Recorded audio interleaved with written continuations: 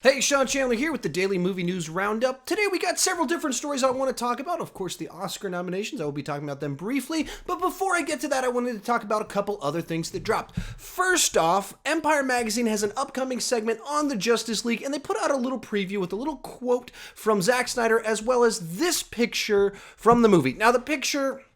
very boring. Like, we've seen this picture been released from them, it feels like 10 times. Different angle, different place on the ship, but nothing new here, nothing really even to talk about, but it's one more picture.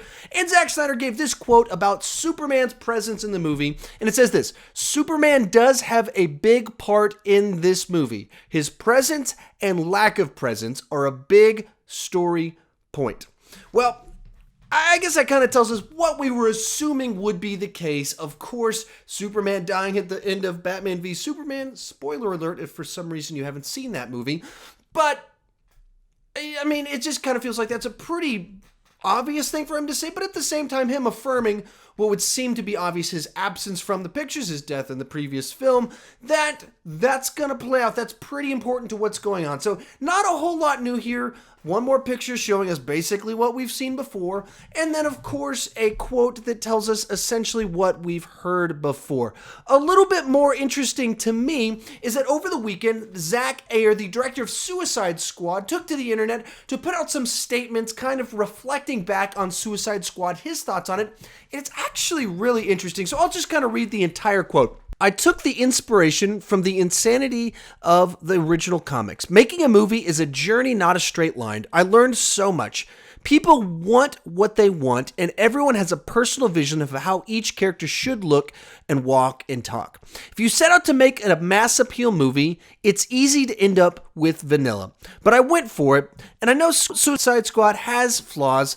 Hell, the whole world knows it. Nothing hurts more than a pick up a newspaper and see a couple years of your blood, sweat, and tears ripped to shreds. The hate game is strong out there.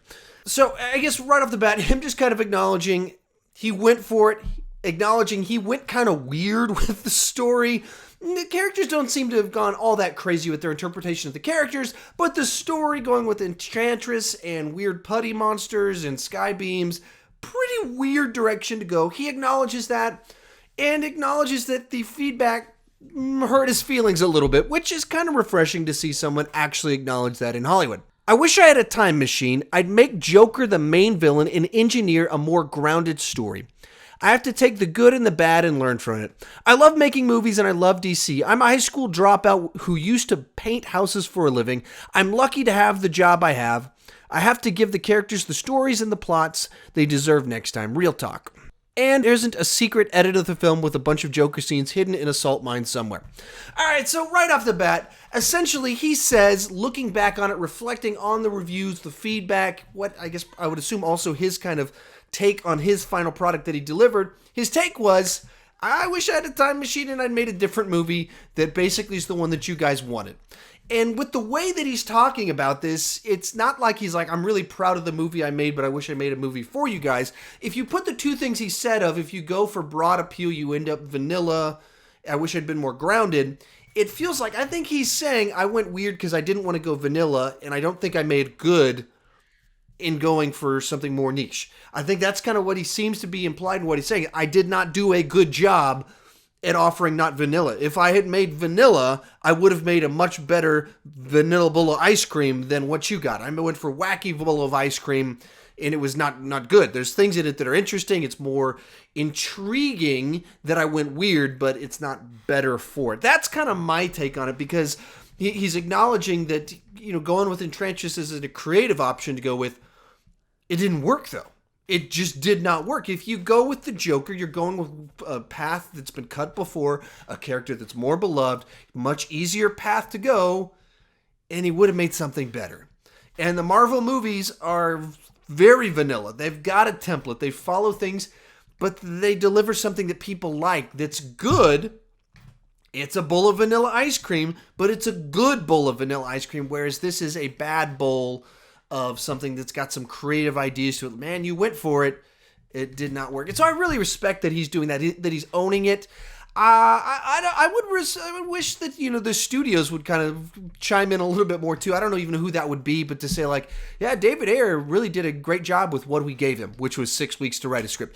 I wish there was a little bit of, I would love studios to actually own their part in it, because you see directors try and do this, and it seems like directors get put in really rough positions with, Josh Trank, all the weird stuff that went behind the scenes with the Fan Four Stick and all that, and then he kind of throws his own movie under the bus and throws the studio under the bus, and he shouldn't have done that. But at the same time, he's in a position of, I spent 2 years working on a movie, and this is not the movie I set out to make. It's not the movie I wrote. It's not the movie that we filmed. They're putting some other thing on. And so you screwed him. And there's, to an extent, David Ayer seems to be a classier guy, and I'm pretty sure in a lot of ways he got screwed, and he's just respectable enough to own that a little bit more than some of these other people. So that's my take on it. And I guess to go along with what he's saying, that this idea of a more grounded Suicide Squad with the same characterizations, because he talks about everyone has their view of how the characters should be. That's a very small part of the criticism of the film. Really, the plot's the big thing that people have issues with. And to that point, that's really where he talks about is the plot of it. Oh, hey, Chloe, you wanted to join in for today's showing? Yeah. What?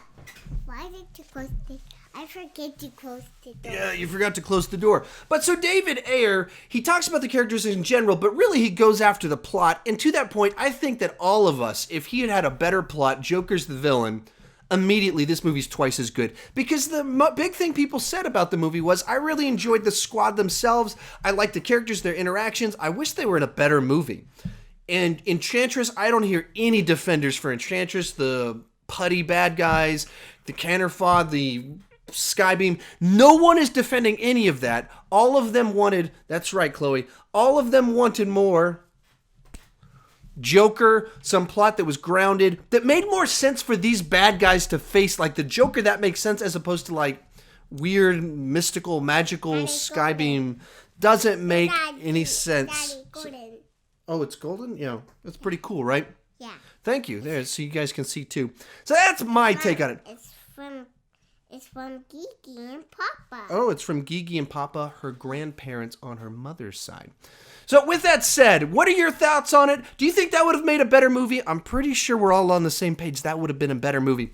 Finally, we're going to talk about the Oscar nominations. Not too much. And so, real quick, I'll just kind of get to that came out today. Here's the list of nominations for Best Picture: La La Land, Moonlight, Manchester by the Sea, Arrival, Lion, Hidden Figures, Hacksaw Ridge, Hell or High Water, and Fences.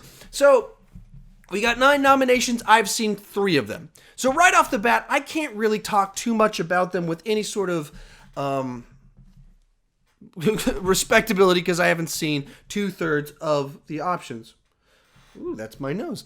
I will say this. No, I'm talking about 3. Oh, 3? That's right. That's good. Good job. You're talking about 3. But I will say this. I'm pretty surprised Hidden Figures was nominated. Good movie. Very enjoyable movie. But it felt like a crowd pleaser drama, not an Oscar bait drama.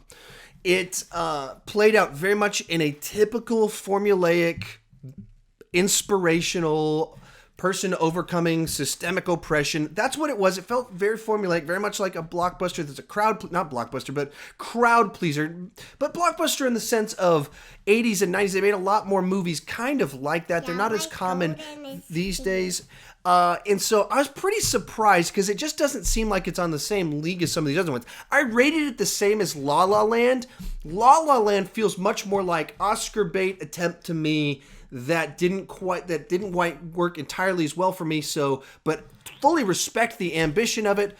And Hidden Figures seems to be a movie that was exactly the type of movie that it was aiming to be, exactly where it was supposed to go. And so I'm pretty confused a little bit by it, other than to say, because of the subject matter, people wanted to respect that and give it the credit to bring light to the story, bring attention to it. But when it comes to best made movies of the year, of well-made, the ambition, the difficulty, bringing all the pieces together, they kind of were telling a pretty direct, straightforward narrative in my mind. So I don't quite get it. Very good movie, very thoroughly. I enjoyed it. I enjoyed it more than La La Land. confused by its nomination. Look at Batman and Superman. They're all connected. They are. They're all connected together. That's pretty crazy, right?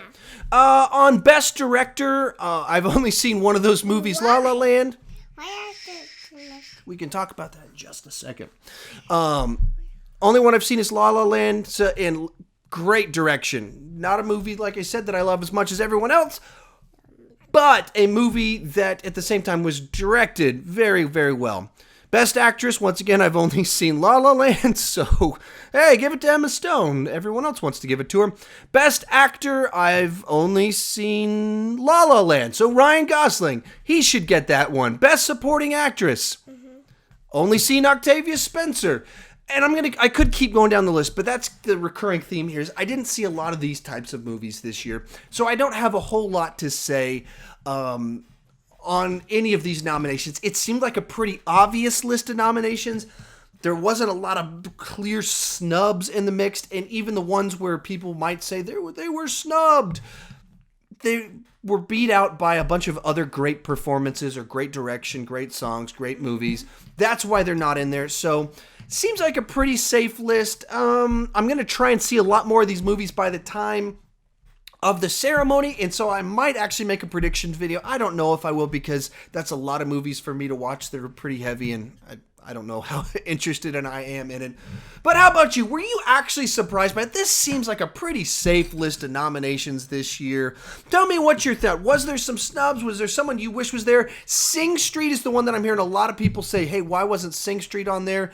And I would tend to probably go along with you, even though I haven't seen it. But I heard a lot of people raving about that movie a whole lot this year, and then it's absent. So that seems pretty surprising to me. With all that said, that's my roundup. A little bit longer than normal, and I got distracted at one point. I'm not quite sure what happened there, that I got knocked off track on it. But tell me your thoughts on Adjusted League news. Are you getting tired of kind of this non-news? Like, they keep trickling stuff out. And I said it the last time they did it. They just keep trickling out new stuff every couple of weeks. Now they've done it again. Another non-picture and another non-quote saying something, just keeping it in the spotlight. I'm getting pretty tired of it. And she is too. Look at her hand motion. She's tracking along right with me with 5 complaints against it. Suicide Squad, does that seem like a better movie? And the Oscars, was there anything snubbed in there that you thought should be in there? We dancing?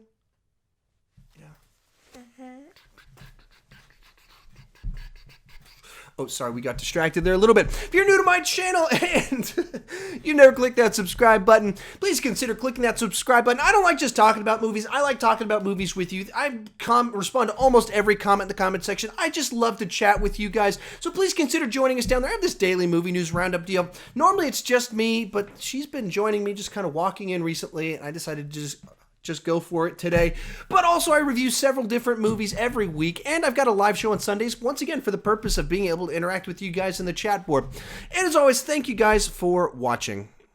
Say bye. Bye. Get some bye-bye. Bye. Bye.